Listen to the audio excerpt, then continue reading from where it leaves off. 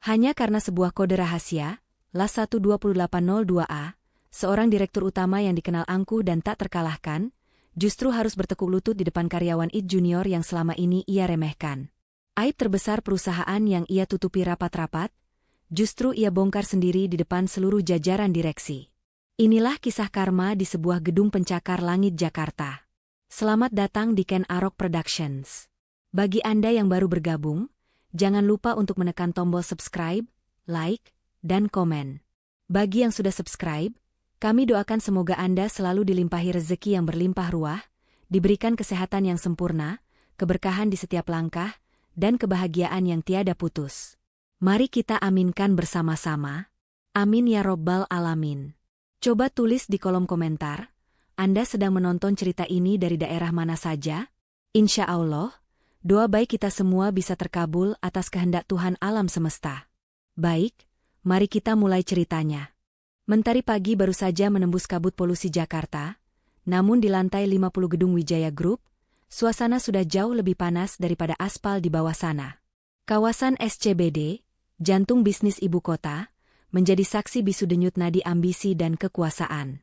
Disinilah, di ruang rapat paling mewah yang menghadap langsung ke hiruk-pikuk jalanan Sudirman, nasib para petinggi perusahaan sedang dipertaruhkan.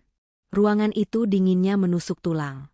Pendingin udara sengaja diatur ke suhu terendah, seolah ingin membekukan setiap keringat gugup yang mungkin menetes. Tapi hawa dingin itu tak mampu meredam amarah yang membara dari sosok di ujung meja. Dia adalah Pak Baskara, Direktur Utama Wijaya Group. Seorang pria yang di usianya yang belum genap 45, telah membangun kerajaan bisnis ini nyaris dari nol. Namun, kecepatan pencapaiannya diiringi oleh sifat arogan yang legendaris dan mulut setajam silet. Suara Baskara menggema, berat dan menghakimi. Rapat bulanan evaluasi kinerja kali ini adalah bencana. Saya tidak mau tahu, bentaknya. Telapak tangannya memukul permukaan meja kayu mahoni yang mengkilap itu. Para manajer senior, pria dan wanita dengan setelan mahal dan gaji bernilai fantastis, hanya bisa menundukkan kepala. Tak ada yang berani menatap mata langsang direktur utama. Grafik di layar pintar raksasa di belakangnya menunjukkan garis merah yang menukik tajam. Sangat tajam. Target penjualan kita anjlok 30%. 30%. Kalian ini digaji mahal untuk apa? Tidur? Atau kalian pikir perusahaan ini lembaga amal? Baskara berjalan mondar-mandir, sepatu kulitnya yang mahal berdecit pelan di lantai marmer. Tatapannya menyapu satu persatu wajah tegang di ruangan itu. Saya beri waktu 1 minggu. Jika tidak ada perbaikan signifikan, siapkan surat pengunduran diri kalian. Mengerti? Tak ada yang menjawab. Hanya kesunyian yang mencekam. Di Wijaya Group, perintah Baskara adalah titah mutlak. Rapat itu seharusnya membahas strategi, namun kini berubah menjadi pengadilan satu arah. Dan di tengah badai amarah sang direktur utama itu, tak seorang pun menyadari bahwa takdir sedang menunggu untuk memainkan perannya.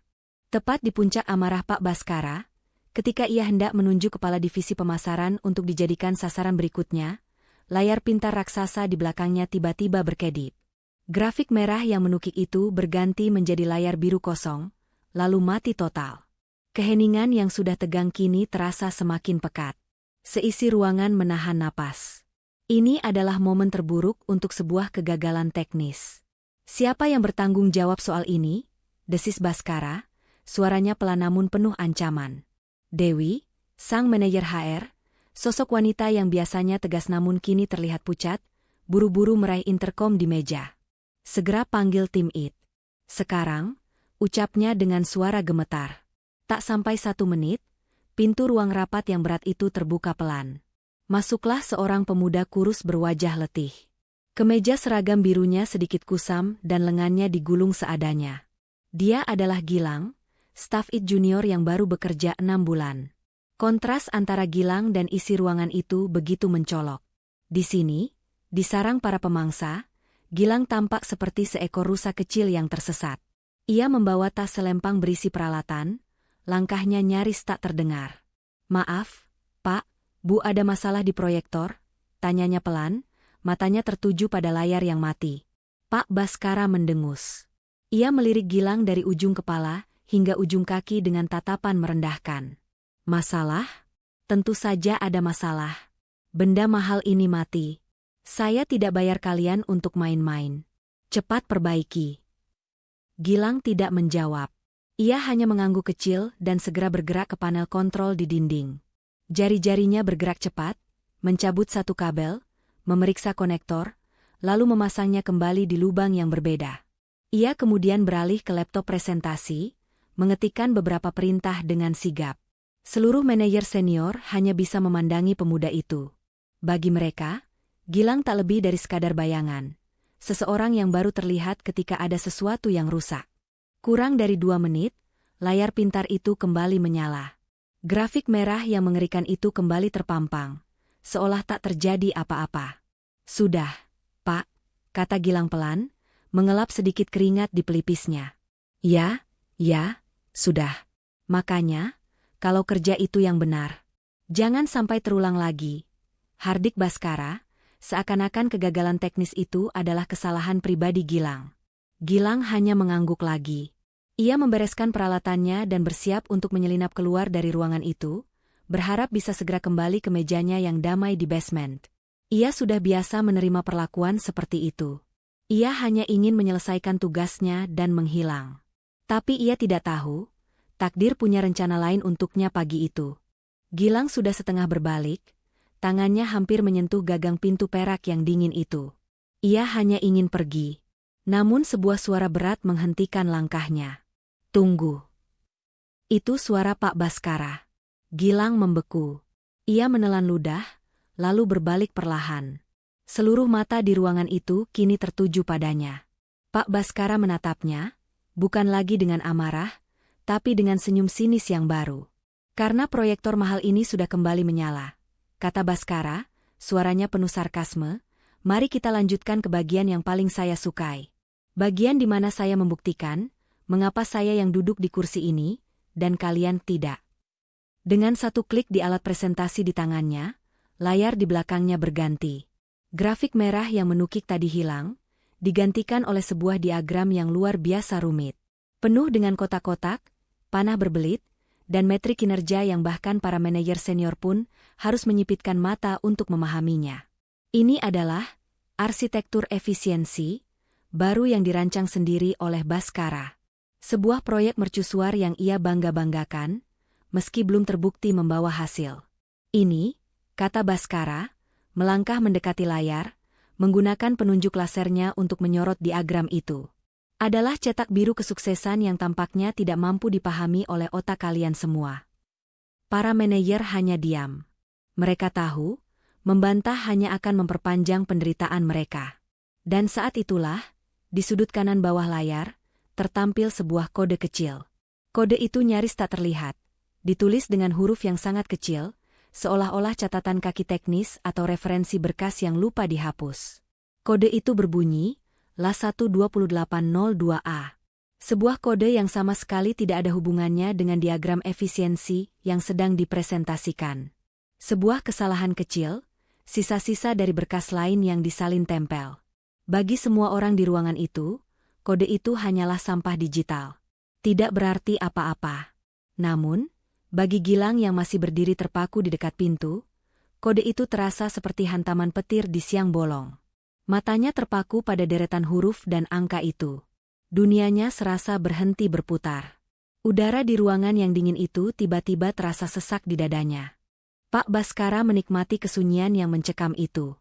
Baginya, kebingungan di wajah para bawahannya adalah penegasan atas keunggulannya. Ia melihat para manajer senior, orang-orang dengan gaji ratusan juta, kini tampak seperti anak sekolah yang tidak bisa menjawab pertanyaan sederhana. Senyum sinisnya semakin lebar. Ia sengaja mengarahkan penunjuk lasernya, bukan lagi ke diagram utama, tapi tepat ke kode kecil di sudut kanan bawah itu. Titik merah lasernya berkedip-kedip di atas tulisan LA12802A. Lihat ini, katanya, suaranya menggema penuh kesombongan. Bahkan detail terkecil dari rencana saya pun terlalu rumit untuk kalian pahami, bukan? Ia berjalan kembali ke tengah ruangan, melipat kedua tangannya di depan dada. Matanya yang tajam berkilauan penuh ejekan. Kalian semua, ia memulai, Nadanya seolah sedang memberi kuliah di depan orang-orang yang tak sepadan. Selalu mengeluh soal gaji. Selalu merasa kurang dibayar. Tapi lihat kinerja kalian. Nol besar. Baskara berhenti sejenak, membiarkan penghinaan itu meresap ke dalam tulang setiap orang di ruangan itu. Baiklah, serunya tiba-tiba, seolah mendapat ide cemerlang. Saya sedang berbaik hati hari ini.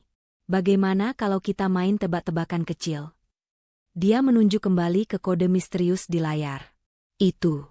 Kode sederhana itu, LA12802A. Kalau ada satu saja di antara kalian di ruangan ini, lanjutnya, suaranya menantang, yang bisa menjelaskan pada saya apa arti kode itu, saya akan menaikkan gajinya 10 kali lipat. Dia membelalakan matanya. Detik ini juga, saya akan panggil Dewi dari HRD untuk mengurus suratnya sekarang juga. Tantangan itu menggantung di udara. Para manajer saling berpandangan cemas. Ada yang mencoba mengetik kode itu di ponsel mereka secara sembunyi-sembunyi, namun tak menemukan apa-apa. Ada yang berpura-pura berpikir keras, padahal otaknya buntu. Kode itu tidak ada di arsip perusahaan, tidak ada di mesin pencari. Itu tampak seperti omong kosong acak. Baskara tertawa terbahak-bahak. Tawa yang dingin dan merendahkan. Lihat. Tidak ada. Kan? Kalian memang hanya. Saat itulah, matanya menangkap sosok Gilang. Karyawan IT Junior yang masih berdiri kaku seperti patung di dekat pintu.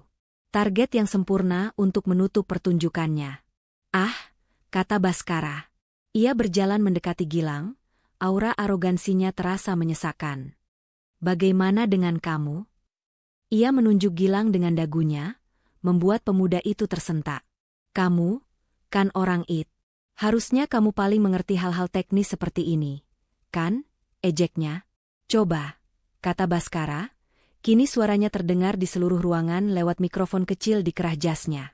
Coba baca. Artikan kode itu untuk kami semua yang bodoh ini. Baskara tersenyum puas.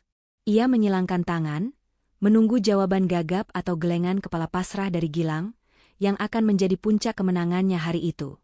Dia tidak tahu, dia baru saja meminta Gilang untuk membacakan surat kematian karirnya sendiri. Seluruh ruangan itu hening seketika. Hening yang memekakkan telinga. Satu-satunya suara yang terdengar hanyalah desis pendingin udara yang kini terasa seperti raungan badai salju. Para manajer senior menahan napas. Ini adalah puncak pertunjukan kekuasaan Pak Baskara, mempermalukan seorang karyawan junior di depan seluruh petinggi perusahaan. Bagi mereka, ini adalah tontonan yang tidak nyaman, namun tak ada satupun yang berani menginterupsi. Melawan Baskara sama saja dengan menandatangani surat pengunduran diri saat itu juga. Gilang hanya berdiri mematung. Wajahnya tidak berekspresi, matanya masih terpaku pada deretan kode LA12802A di layar. Dia tidak menunduk, tidak juga terlihat takut. Dia hanya diam, seolah sedang memproses sesuatu yang sangat jauh. Baskara menunggu 1 detik. 2 detik, 3 detik. Keheningan Gilang adalah jawaban yang ia butuhkan. Itu adalah konfirmasi kemenangannya. Dia tertawa. Tawa pendek yang tajam dan penuh hinaan. Hah? Tentu saja kamu tidak tahu, katanya, memecah keheningan. Ia berbalik menghadap para manajer, seolah berkata, sudah saya duga. Benar saja. Bagaimana mungkin seorang staf teknisi rendahan bisa mengerti cetak biru strategi perusahaan? Lanjutnya, suaranya kini kembali meninggi. Dia lalu menoleh kembali ke Gilang. Kali ini, tatapannya tak lagi menantang, melainkan membuang. Tatapan seseorang yang melihat sesuatu yang tidak penting. Oh, maaf, kata Baskara, nadanya dibuat-buat seolah menyesal. Saya lupa. Kamu, kan cuma tukang IT. Ejekan terakhir itu mendarat telak. Itu adalah penegasan status, pemisahan kasta antara pemikir dan pekerja. Sudahlah, usir Baskara sambil mengibaskan tangannya, tak lagi memandang Gilang. Waktu saya terlalu berharga untuk ini. Kembali saja ke mejamu di basement. Urus kabel-kabelmu. Biar kami yang mengurus hal-hal besar. Baskara berbalik, siap melanjutkan presentasinya yang tertunda. Dia mengira drama kecil itu sudah selesai. Namun, dia salah besar. Karena tepat saat Baskara memunggunginya, sebuah suara terdengar. Suara yang pelan, namun cukup jelas untuk menghentikan seluruh aktivitas di ruangan itu. Itu suara Gilang. Gilang seharusnya melangkah pergi. Pintu itu hanya berjarak 2 langkah darinya. Itu adalah jalan keluarnya dari penghinaan publik ini. Para manajer senior sudah mengalihkan pandangan mereka kembali ke Pak Baskara, siap untuk menerima omelan putaran kedua. Tapi Gilang tidak bergerak. Ia tetap berdiri kaku di tempatnya. Kakinya seolah terpaku di lantai marmer yang dingin. 1 detik berlalu. Baskara, yang sudah siap mengganti slide presentasinya, menyadari bahwa pemuda itu belum juga pergi. Ia berbalik, alisnya bertaut. Apalagi? Saya bilang, keluar? Hardiknya, kesabarannya sudah habis. Saat itulah semua orang di ruangan itu menoleh kembali ke arah Gilang. Dan apa yang mereka lihat membuat mereka terkejut. Pemuda yang tadinya selalu menunduk, yang tampak kuyu dan lelah, kini berdiri tegak. Wajahnya pucat pasi, seperti kertas. Keringat dingin mulai membasahi pelipisnya, tetapi tatapan matanya sungguh berbeda. Mata itu tidak lagi menatap lantai atau wajah Baskara. Mata Gilang terkunci pada 1 titik di layar raksasa di belakang sang direktur utama.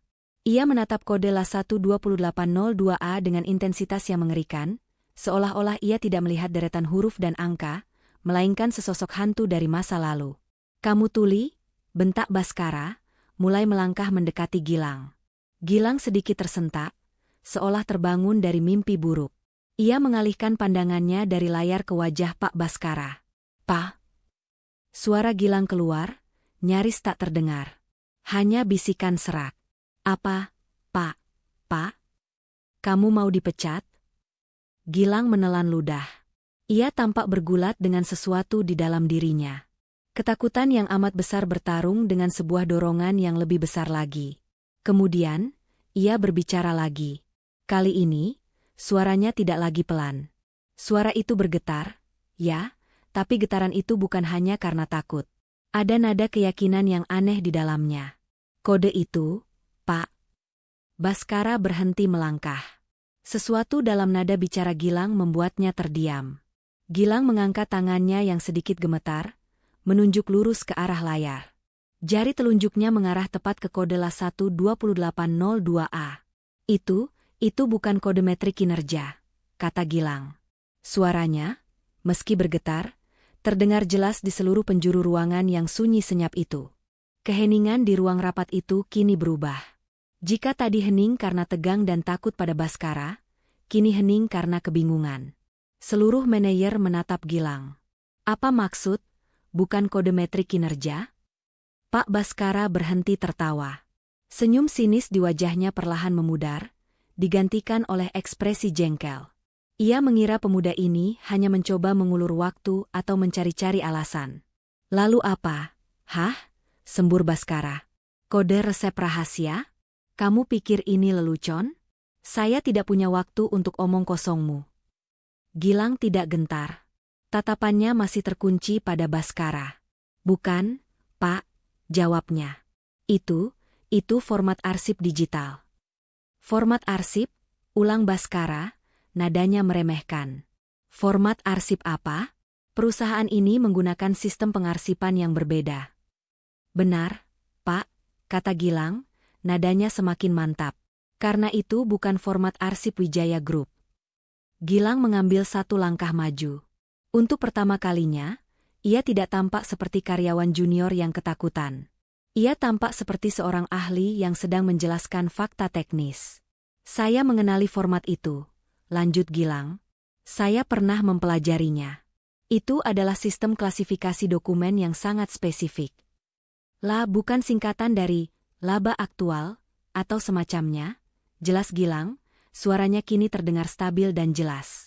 Adalah singkatan dari laporan audit. Beberapa manajer di meja itu mulai saling berbisik pelan. Kata, laporan audit, selalu membawa nuansa serius. Baskara masih diam, namun rahangnya terlihat mengeras. Gilang melanjutkan penjelasannya. Angka setelahnya adalah klasifikasi proyek dan dokumen. Pukul 1.28 itu berarti proyek 1, dokumen 28. Gilang berhenti sejenak, membiarkan informasi itu meresap. Dan bagian terakhir, katanya, matanya kini menatap tajam langsung ke mata Baskara. 02A, itu adalah penanda revisi dan status. Revisi bulan Februari, Arsip A. Gilang menyelesaikan penjelasannya. Laporan audit. Proyek 1, dokumen 28. Revisi Februari, Arsip A. Di ruangan itu, penjelasan Gilang terdengar sangat teknis, namun sangat presisi. Terlalu presisi untuk sebuah tebakan acak. Terlalu spesifik untuk sebuah omong kosong. Para manajer senior kini menatap Gilang dengan pandangan baru. Dan Pak Baskara, dia tidak lagi tertawa. Ruangan itu kembali senyap. Namun kesenyapan kali ini adalah jenis kesenyapan yang berat dan syarat makna. Penjelasan Gilang yang tenang dan teknis menggantung di udara, terasa terlalu akurat untuk sebuah karangan. Itu bukan tebakan. Itu adalah fakta. Seluruh manajer senior di ruangan itu, orang-orang yang telah puluhan tahun diasah untuk membaca situasi, serentak menolehkan pandangan mereka. Bukan lagi ke Gilang, tapi ke Pak Baskara. Dan mereka melihatnya. Pak Baskara, yang semenit lalu berdiri angkuh dengan senyum mengejek, kini berdiri kaku. Wajahnya yang biasanya tegas dan dingin, perlahan mulai memerah padam. Ini bukan merah karena amarah yang biasa ia tunjukkan, yang meledak-ledak dan mengintimidasi. Ini adalah merah pekat yang ganjil. Merah seseorang yang tertangkap basah, yang kehabisan napas. Persis seperti pria di gambar yang sedang dipermalukan di depan umum. Keringat dingin sebesar biji jagung mulai terlihat mengalir di pelipisnya, membasahi rambutnya yang tertata rapi. Dia, sang direktur utama Wijaya Group, untuk pertama kalinya terlihat panik. Omong-omong kosong. Desis Baskara. Ia mencoba tertawa, tapi yang keluar hanyalah suara serak yang tercekat di tenggorokan. Karangan yang bagus sekali. Kamu pasti mengada-ada. Ia menunjuk Gilang, tetapi kali ini jarinya terlihat jelas gemetar. Tangan yang tadi dengan sombong menantang, kini bergetar hebat. Para manajer di meja itu saling berpandangan. Tak ada lagi bisikan. Yang ada hanyalah tatapan mata yang saling mengunci, seolah serentak berkata, dia tahu. Anak itu tahu sesuatu yang besar. Bau skandal, bau sesuatu yang busuk dan telah lama dikubur rapat-rapat, kini mulai menguar pekat di ruangan berpendingin itu. Bau aib itu lebih menyengat daripada parfum mahal yang dipakai para eksekutif. Kamu. Baskara mencoba lagi, suaranya kini naik 1 oktav, terdengar nyaring dan tidak stabil. Kamu dipecat. Dengar? Kamu dipecat. Keluar dari ruangan saya. Security. Panggil security. Tapi Gilang tidak bergerak. Dia hanya menatap Baskara dengan tenang. Ancaman pemecatan itu kini terdengar hampa. Saya hanya menjawab pertanyaan Bapak, kata Gilang, suaranya kini terdengar dingin dan datar. Bapak yang menawarkan kenaikan gaji 10 kali lipat. Saya hanya membaca apa yang tertulis di layar. Baskara terdiam. Dia telah masuk ke perangkapnya sendiri. Tantangan sombongnya kini berbalik menjadi senjata yang menusuk lehernya. Dia yang tadi menunjuk-nunjuk, kini terlihat seperti terdakwa yang menunggu vonis. Ancaman pemecatan itu menggantung di udara, namun tak lagi memiliki bobot. Para manajer senior kini melihat pemandangan yang tak pernah mereka bayangkan. Pak Baskara, sang penguasa absolut Wijaya Group, terlihat terpojok oleh seorang staf junior. Gertakannya terdengar kosong, seperti gonggongan anjing yang ketakutan. Omong kosong. Karangan. Ulang Baskara, suaranya semakin nyaring, mencoba merebut kembali kendali yang telah terlepas dari genggamannya. Berani-beraninya kamu menuduh. Kamu tidak tahu apa-apa. Gilang menggeleng pelan. Tatapan tenangnya kini berubah menjadi sorot mata yang dingin dan menusuk.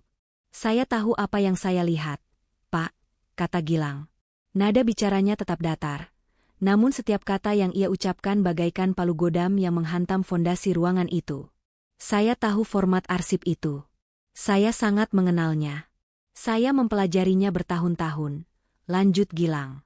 Ia berhenti sejenak, membiarkan Baskara dan seluruh isi ruangan menunggu. Karena itu, kata Gilang, adalah format sistem pengarsipan digital yang dibuat khusus untuk PT Amanah Sentosa. Nama itu, PT. Amanah Sentosa. Nama itu mendarat di tengah ruangan rapat seperti sebuah bom waktu yang baru saja diaktifkan. Bagi beberapa manajer baru, nama itu mungkin asing. Tapi bagi para petinggi senior yang telah lama berkecimpung di dunia bisnis Jakarta, nama itu adalah sebuah kenangan pahit. Sebuah cerita lama tentang kejatuhan yang spektakuler. Wajah Baskara berubah seketika. Jika tadi merah padam karena panik, kini wajahnya pucat pasi. Pucat seperti mayat. Ia bahkan mundur satu langkah kecil, seolah nama itu adalah sebuah pukulan fisik. Gilang, yang kini memegang kendali penuh atas situasi, melanjutkan penjelasannya. Perusahaan yang dinyatakan bangkrut 5 tahun yang lalu. Katanya, seolah menceritakan sebuah fakta sejarah yang netral. Kemudian, ia menjatuhkan palu godam kedua. Perusahaan yang sama, yang kalah telak dalam tender proyek strategis nasional Pelabuhan Utara, lanjut Gilang. Tender raksasa yang 5 tahun lalu, secara mengejutkan, dimenangkan oleh Wijaya Group. Kini semuanya terhubung. Ini bukan lagi soal kode teknis. Ini soal sejarah. Soal dua perusahaan rival. Soal kemenangan Wijaya Group yang melambungkan nama Baskara ke puncak, dan kekalahan Amanah Sentosa yang menghancurkan perusahaan itu hingga tak bersisa. Pertanyaannya kini bukan lagi, apa arti kode itu? Pertanyaannya adalah, kenapa arsip rahasia milik perusahaan rival yang sudah bangkrut 5 tahun lalu, bisa muncul di layar presentasi pribadi Direktur Utama Wijaya Group? Seluruh ruangan itu seolah kehabisan oksigen. Koneksi itu begitu telak, begitu mengerikan. Kemenangan besar Wijaya Group, yang menjadi legenda di dunia korporat Jakarta, kini terhubung langsung dengan arsip rahasia perusahaan rival yang hancur lebur. Wajah pucat Pak Baskara kini dipenuhi teror murni. Matanya membelalak liar, mencari-cari jalan keluar yang tidak ada. Dia tidak lagi melihat para manajernya. Dia hanya melihat Gilang, sosok yang kini menjelma menjadi algojo dari masa lalunya. "Cukup," teriak Baskara. Suaranya pecah, melengking tinggi, kehilangan semua wibawanya. "Security. Mana security? Saya bilang panggil security. Seret anak ini keluar. Sekarang." Ia menekan-nekan tombol interkom di meja dengan brutal, tapi tangannya yang gemetar hebat terus-menerus meleset. Namun, suara Gilang kembali terdengar, memotong teriakan panik sang Direktur Utama. Suaranya kini tidak lagi bergetar. Suara itu dingin, tegas, dan menusuk. "Bapak yang menantang saya," kata Gilang. Ia maju satu langkah lagi, kini berdiri hanya beberapa meter dari Baskara. "Bapak yang menawarkan kenaikan gaji 10 kali lipat. Saya hanya menyelesaikan jawaban saya."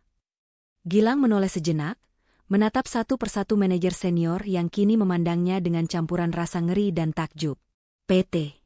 Amanah Sentosa," lanjut Gilang, "bangkrut bukan hanya karena kalah tender." Ia kembali memfokuskan tatapannya pada Baskara, yang kini bersandar di meja, terengah-engah. "Dan laporan audit 12802A, kata Gilang, suaranya terdengar jernih di ruangan yang hening itu, "bukanlah laporan audit biasa. Itu adalah nama berkas spesifik." "Itu adalah berkas," Gilang berhenti sepersekian detik, "yang berisi bukti transfer dana ilegal." Napas kolektif tertahan di ruangan itu. Dewi, manajer HR, menutup mulutnya dengan kedua tangan, matanya terbelalak ngeri. Gilang belum selesai. Dia melontarkan peluru terakhir yang meruntuhkan segalanya. Dana ilegal yang digunakan oleh oknum internal Wijaya Group 5 tahun lalu untuk menyuap panitia tender proyek Pelabuhan Utara. Selesai. Vonis telah dijatuhkan. Aib terbesar perusahaan, dosa asal yang melahirkan kerajaan bisnis Baskara, rahasia paling kelam yang dikubur di dasar kehancuran perusahaan lain, kini telah dibongkar. Dan yang ironis, dibongkar oleh Pak Baskara sendiri, melalui kesombongannya yang tak terbatas, yang secara tidak sengaja menampilkan kode itu di layar presentasinya. Dia telah menggali kuburannya sendiri, dan Gilanglah yang menyediakan batu nisannya.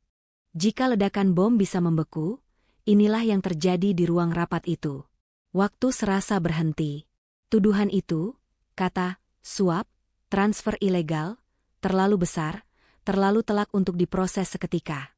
Para manajer senior mematung di kursi mereka. Ini bukan lagi sekadar skandal korporat, ini adalah kejahatan serius. Pak Baskara menatap Gilang seolah baru saja melihat hantu.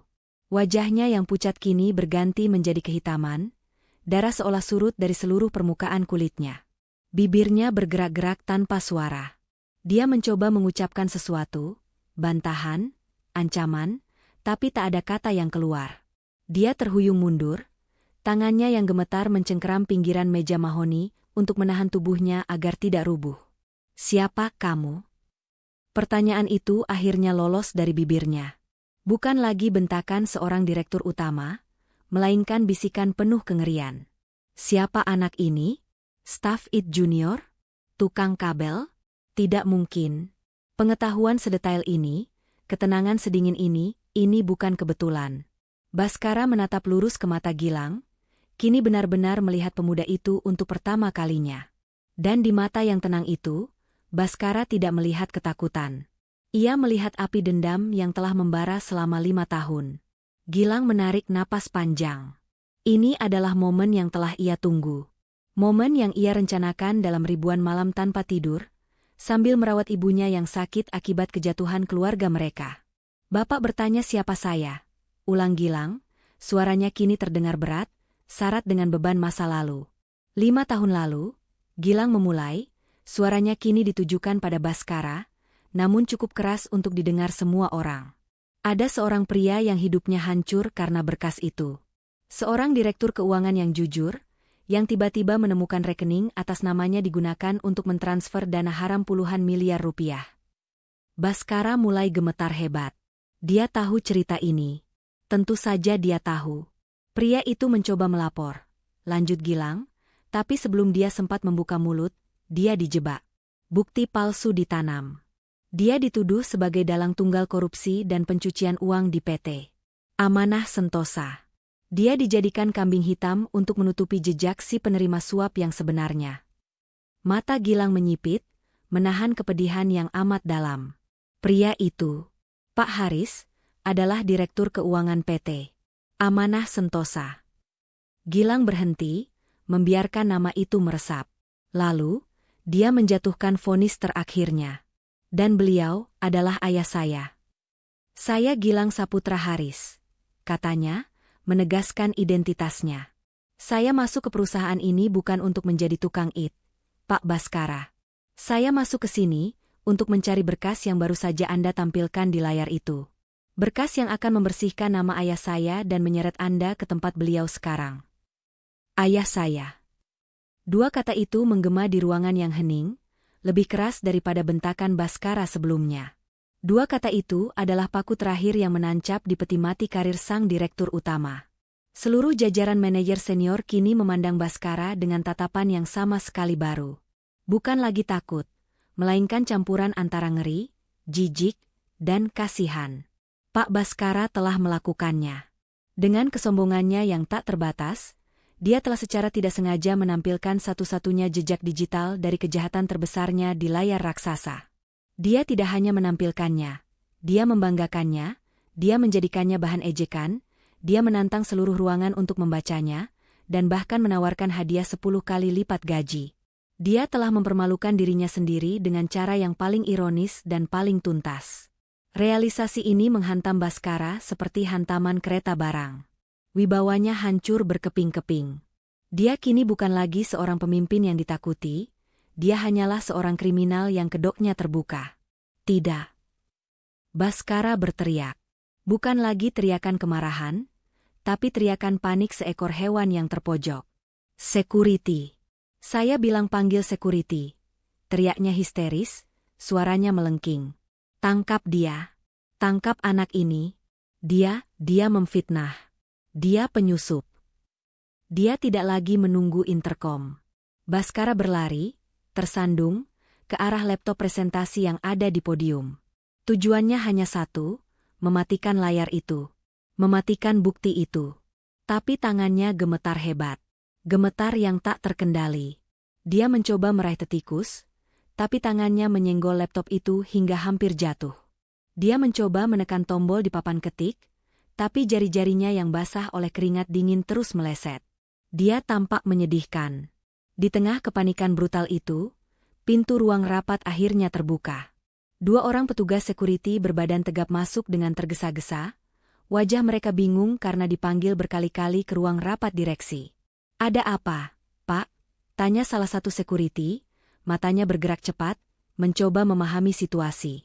Mereka melihat pemandangan yang ganjil, para manajer senior duduk mematung, Pak Direktur utama mereka terlihat kacau balau dan histeris di dekat podium, menunjuk-nunjuk seorang staf IT muda yang berdiri dengan tenang di dekat pintu. "Tangkap dia," jerit Baskara. "Borgol dia. Bawa dia keluar dari sini. Cepat." Kedua petugas security itu berdiri kaku di ambang pintu. Wajah mereka diliputi kebingungan total.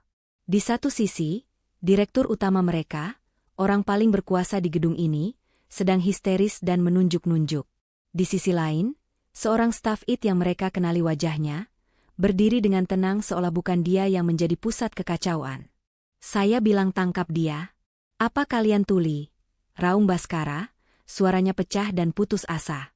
Terlatih untuk mematuhi atasan tertinggi, kedua petugas itu saling berpandangan sejenak, lalu mulai melangkah hati-hati ke arah Gilang. Mereka tidak tahu apa kesalahannya, tapi perintah adalah perintah.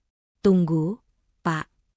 Suara Gilang yang tenang dan berwibawa itu menghentikan langkah mereka. Jauh lebih efektif daripada teriakan histeris Baskara. "Sebelum Bapak membawa saya," kata Gilang, kini berbicara kepada kedua petugas security itu, namun matanya menatap seluruh manajer di ruangan. "Ada sesuatu yang harus kalian semua lihat. Sesuatu yang telah disembunyikan Pak Baskara selama 5 tahun. Baskara, yang masih berada di dekat podium, berusaha mematikan layar dengan panik. Tapi dia tidak tahu, Gilang adalah ahlinya. Jaringan adalah rumahnya. Pak Baskara sudah berbaik hati menunjukkan nama berkasnya," lanjut Gilang. "Sekarang, izinkan saya menunjukkan isi dari berkas itu." Gilang tidak menyentuh laptop presentasi. Ia hanya meraih ponsel dari saku kemejanya. Sebuah ponsel dinas biasa yang tampak usang. Dengan 2 gesekan cepat ibu jarinya di layar ponsel, dia mengambil alih kendali proyektor dari jarak jauh. Dia telah mempersiapkan akses ini sejak tadi, saat ia pura-pura memperbaiki koneksi kabel. Layar pintar raksasa di belakang Baskara berkedip sekali. Diagram efisiensi dan kode LA12802A yang terpampang di sana, lenyap seketika. Sebagai gantinya, muncul sebuah gambar pindaian dokumen. Itu adalah sebuah slip perintah transfer bank. Jelas sekali.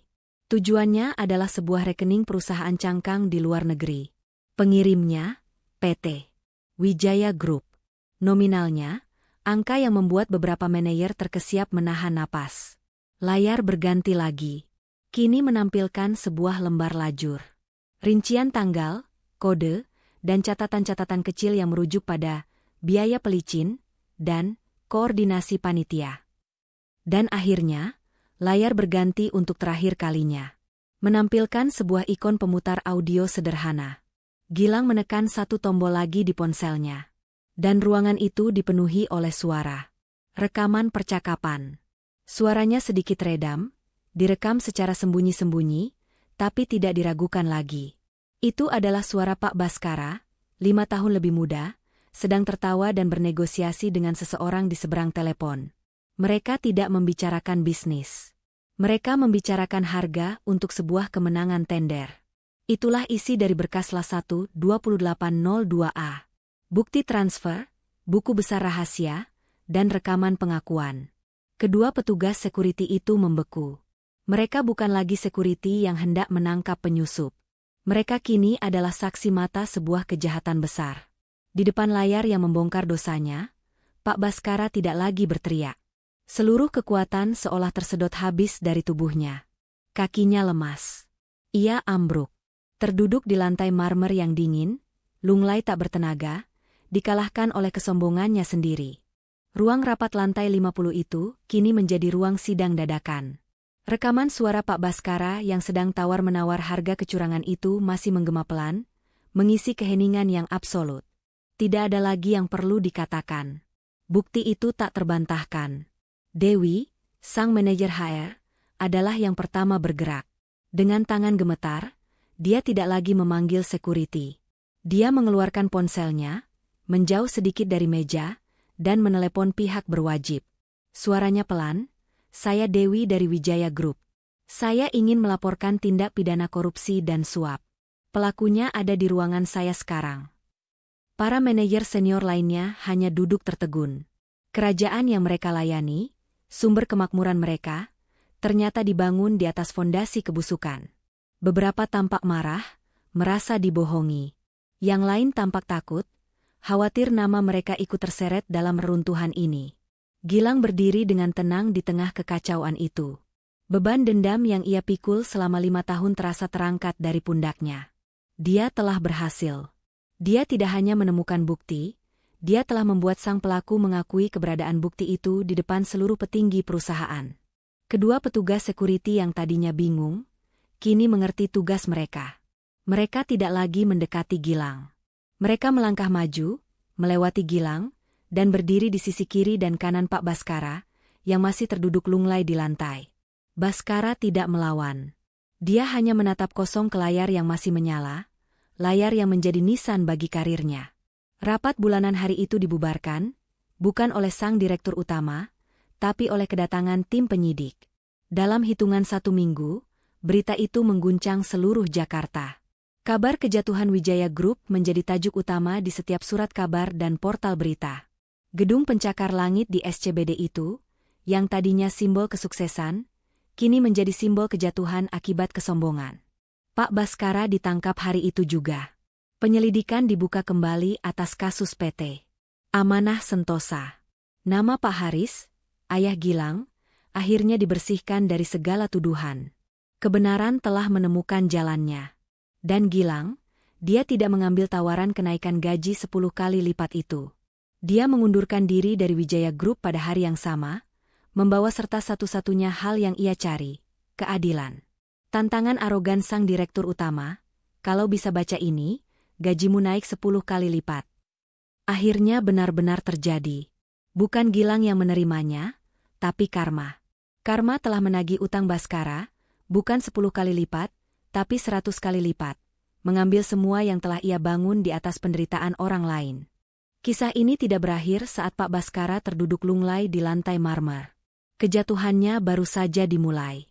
Dia harus kehilangan segalanya. Kekayaan yang ia kumpulkan, jabatan yang ia banggakan, dan kekuasaan yang ia salahgunakan, lenyap dalam sekejap. Hari-harinya kini dihabiskan di balik jeruji besi, membayar tuntas harga kesombongan dan kecurangannya, merenungi bagaimana sebuah kode kecil yang ia remehkan menjadi palu godam yang menghancurkan hidupnya. Adapun Wijaya Group, perusahaan raksasa itu tak pernah pulih. Dibangun di atas fondasi kebohongan, ia runtuh berkeping-keping begitu kebenaran terungkap. Skandal itu terlalu besar, aib itu terlalu pekat. Dan Gilang? Dia adalah pemenang sesungguhnya. Setelah semua bukti diserahkan, nama baik ayahnya, Pak Haris, pulih sepenuhnya. Beliau dibebaskan dari segala tuduhan yang telah memenjarakannya secara tidak adil. Gilang tidak mengambil 1 sen pun dari sisa-sisa harta Wijaya Group. Dia tidak tertarik pada jabatan atau kenaikan gaji 10 kali lipat. Dia hanya datang untuk satu hal, keadilan. Setelah membersihkan nama keluarganya, dia mengundurkan diri. Dia membawa serta ibunya yang mulai pulih kesehatannya, dan menjemput ayahnya. Mereka memulai hidup baru, jauh dari intrik busuk dan gedung-gedung tinggi Jakarta. Hidup sederhana yang tenang, yang dibangun di atas pondasi kejujuran dan kehormatan keluarga. Inilah pelajaran besar dari Kode La 1-2802A. Kesombongan adalah awal dari kehancuran. Apa yang ditanam, itulah yang akan dituai. Jangan pernah meremehkan orang yang paling pendiam di dalam ruangan. Sebab kita tidak pernah tahu, bisa jadi dia yang terlihat paling lemah, justru dialah yang memegang kunci untuk membongkar semua rahasia. Terima kasih sudah setia menyimak cerita ini sampai akhir di Ken Arok Productions. Bagi Anda yang belum, kami ingatkan kembali untuk menekan tombol subscribe, like, dan berikan komen Anda tentang cerita ini. Bagi yang sudah subscribe, doa kami tidak pernah putus. Semoga Anda semua selalu dilimpahi rezeki yang deras, kesehatan yang sempurna, keberkahan di setiap langkah, dan kebahagiaan yang abadi.